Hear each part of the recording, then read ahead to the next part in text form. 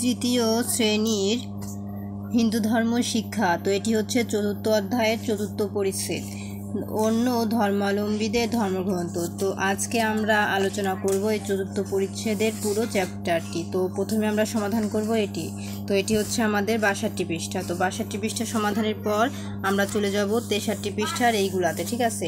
তো 63 পৃষ্ঠা সমাধান করার পর আমরা চলে যাব হচ্ছে 64 পৃষ্ঠাতে। তো 64 পৃষ্ঠায় কি আছে ডান বাম মিলকরণ, শূন্যস্থান, সংক্ষিপ্ত প্রশ্ন এবং বর্ণনামূলক প্রশ্ন। তো পরবর্তীতে আছে পঞ্চম অধ্যায়, পঞ্চম পরিচ্ছেদ, ঠিক আছে। তো পঞ্চম পরিচ্ছেদের ভিডিও দেখার জন্য অবশ্যই সাবস্ক্রাইব মাই চ্যানেল। তো আমরা এক একটি ভিডিওতে এক একটি পরিচ্ছেদের ভিডিও দেখাই। তো এখানে আমরা সমাধান করব এখন চতুর্থ পরিচ্ছেদ, অন্য ধর্মাবলম্বীদের ধর্মগ্রন্থ। তো এখানে সর্বপ্রথম আছে তোমার ঘরে যে যে ধর্মগ্রন্থ আছে সেগুলোর নাম লেখো। তো আমরা এর ভিতরে লিখব আমাদের ঘরে কি কি ধর্মগ্রন্থ আছে সেগুলার নাম, ঠিক আছে। তো চলো আমরা উত্তরটি দেখব। এই যে প্রশ্ন আর এই হচ্ছে সমাধান, ঠিক আছে। আমার ঘরে যে যে ধর্মগ্রন্থ আছে সেগুলো হলো রামায়ণ, মহাভারত, শ্রীমদ্ ভগবত গীতা, ঠিক আছে। তো এই ছিল হচ্ছে আমাদের সমাধান। তো এটি সমাধান করার পর এখন আমরা চলে যাব পরবর্তী পৃষ্ঠা 63-তে। তো 63 পৃষ্ঠায় আছে কি, খালি ঘর পূরণ করো। এখানে আছে কুরআন, তারপর এখানে আছে ত্রিপিটক, বেদ, বাইবেল, তারপর এখানে একটি আছে হিন্দু ধর্মের প্রধান ধর্মগ্রন্থ। তাহলে আমরা চলো এটির অ্যান্সার এখন দেখব, ঠিক আছে। তো এই ছিল হচ্ছে আমাদের প্রশ্নটি 63 পৃষ্ঠার, আর এই হচ্ছে সমাধান। কুরআন কি হবে? মুসলমানদের প্রধান ধর্মগ্রন্থ। ত্রিপিটক এটি কি হবে? বৌদ্ধদের প্রধান ধর্মগ্রন্থ। বেদ এটির অ্যান্সার কি হবে? হিন্দু ধর্মের প্রধান ধর্মগ্রন্থ। বাইবেল এটির অ্যান্সার কি হবে? খ্রিস্ট ধর্মের প্রধান ধর্মগ্রন্থ। তো তোমরা এর অ্যান্সারটি পেলে। তো এখন আমরা চলে যাব তার নিচের অ্যান্সার। এখানে আছে নিচের লেখা অনুসারে খালি ঘরে বইয়ের প্রচ্ছদ আঁকো, ঠিক আছে। ঈশ্বরের বাণী, গৌতম বুদ্ধের বাণী, আল্লাহর বাণী, ঠিক আছে। তো চলো আমরা একটি আঁকবো। এই যে পবিত্র বাইবেল, ঈশ্বরের বাণী কি হবে? পবিত্র বাইবেল, এভাবে আঁকবা। তারপর গৌতম বুদ্ধের বাণী কিভাবে আঁকবা? ঠিক আছে, যেখানে যেরকম দেওয়া আছে এইভাবে, পবিত্র ত্রিপিটক। তারপরে আল্লাহর বাণী কিভাবে আঁকবা? এই যে এইভাবে, আল কুরআন, ঠিক আছে, এই যে এইভাবে আঁকবা। তো 3টি অ্যান্সার আমি দেখিয়ে দিলাম। তো এখন আমরা এটি সমাধানের পর এখন চলে যাব শূন্য স্থানে। ক নাম্বার আছে শূন্য স্থান। আমাদের দেশে ড্যাশ প্রধান ধর্ম রয়েছে। আমাদের দেশে 4টি, চয়াকার র টয়রসি, 4টি প্রধান ধর্ম রয়েছে। সকল ড্যাশ পবিত্র, সকল ধর্মগ্রন্থই ধর্মগ্রন্থ। কয়রফলা নুনতে নয় থয় রস্যই, ধর্মগ্রন্থই পবিত্র। তারপরে বাইবেল শব্দের অর্থ বই।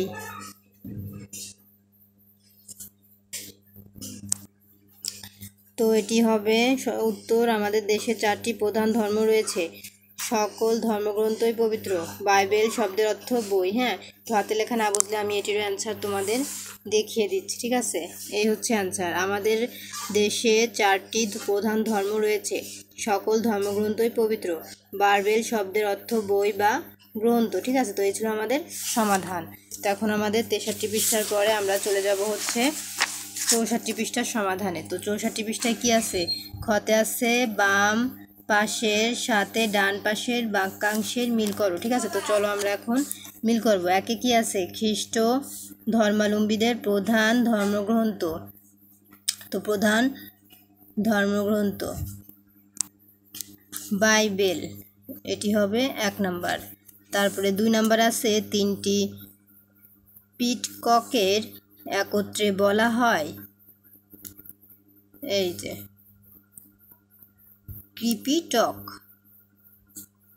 তারপরে 3 নাম্বার আছে প্রত্যেক ধর্মে রয়েছে নিজস্ব ধর্মগ্রন্থ।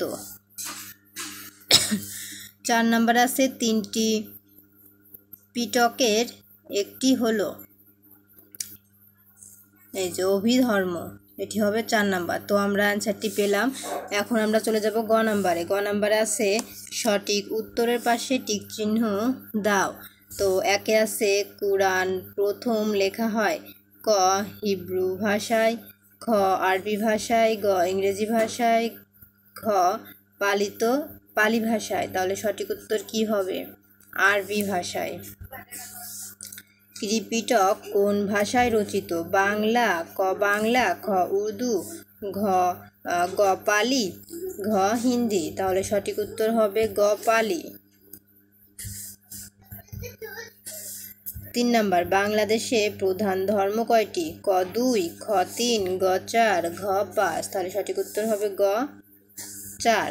তো এখন আমরা চলে যাব ঘ নাম্বারের প্রশ্নে। 1 থেকে 2টি এখানে আছে নিচের প্রশ্নগুলোর সংক্ষেপে উত্তর দাও। তো এখানে আছে গৌতম বুদ্ধের ধর্মবাণী কোথায় আছে? 2, বাইবেলের প্রথম বইটি কোন ভাষায় লেখা হয়েছে? তো চলো আমরা এর উত্তরগুলো দেখে নিই। উত্তর গৌতম বুদ্ধের ধর্মবাণী কোথায় আছে? উত্তর গৌতম বুদ্ধের ধর্মবাণী 3টি পিটক বা গ্রন্থের সংকলন করা আছে। 2, বাইবেলের প্রথম বইটি কোন ভাষায় লেখা হয়েছে? উত্তর পবিত্র বাইবেল খ্রিস্ট ধর্মাবলম্বীদের প্রধান ধর্মগ্রন্থ। বাইবেলের প্রথম বইটি হিব্রু ভাষায় লেখা হয়েছে। তো এই ছিল আমাদের 2টি প্রশ্নের সমাধান। তো এখন চলে যাব উম নাম্বারে। উম নাম্বারে আছে 2টি প্রশ্ন। নিচের প্রশ্নগুলোর উত্তর দাও। একে আছে সকল ধর্মগ্রন্থের প্রতি সম্মান জানানো আমাদের কর্তব্য কেন? 2, বৌদ্ধদের ধর্মগ্রন্থ সম্পর্কে আলোচনা করো।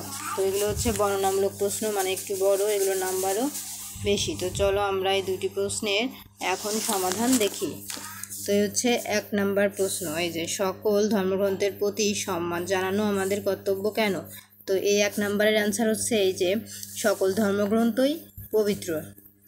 ধর্মগ্রন্থে রয়েছে ঈশ্বরের বাণী, মহাপুরুষদের বাণী, তাই আদর্শ জীবনাচরণ ও নৈতিকতা গঠনে ধর্মগ্রন্থে বলিষ্ঠ ভূমিকা রয়েছে। ধর্মগ্রন্থ মানুষকে কল্যাণের পথ দেখায়, সৎ চরিত্র গঠনে সহায়ক ভূমিকা পালন করে। তাই সকল ধর্মগ্রন্থের প্রতি সম্মান জানানো আমাদের কর্তব্য। 2 নাম্বার বৌদ্ধদের ধর্মগ্রন্থ সম্পর্কে আলোচনা করো। উত্তর বৌদ্ধদের প্রধান ধর্মগ্রন্থের নাম ত্রিপিটক। এটি পালি ভাষায় রচিত। গৌতম বুদ্ধের ধর্মবাণী 3টি পিটক বা গ্রন্থে সংকলিত হয়েছে। 3টি পিটক হলো সূত্র পিটক, বিনয় পিটক ও অভিধর্ম পিটক। এই 3টি পিটকের একত্রে ত্রিপিটক বলে। তো এই ছিল আজকের মতো আমাদের সমাধান। তো 5ম পরিচ্ছেদের ভিডিও দেখার জন্য অবশ্যই সাবস্ক্রাইব মাই চ্যানেল।